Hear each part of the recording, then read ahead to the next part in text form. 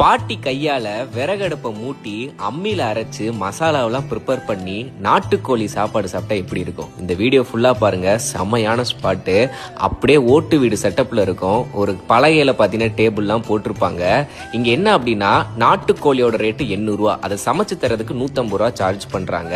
Pallipalayam chicken நல்ல கார சாரமா சுட சுட வெள்ளை சாதத்தை போட்டுரும். பச்சை புளி ரசம், தண்ணி குழம்பு, தாளிச்ச தயிர், அப்படியே சுட சுட சாதத்துல அப்படியே பள்ளிப்பாளையம் சிக்கனை போட்டு பிணைஞ்சு சாப்பிட்டா சும்மா அப்படி இருக்கும். கார சாரமா செம்மையா இருந்துச்சு.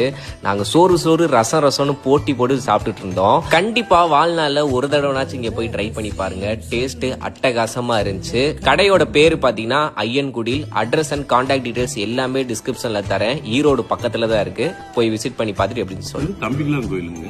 அதாவது கவுந்தப்படியிலிருந்து ஒரு 6 கிலோமீட்டர், காஞ்சி கோயிலிருந்து ஒரு 5 கிலோமீட்டர்.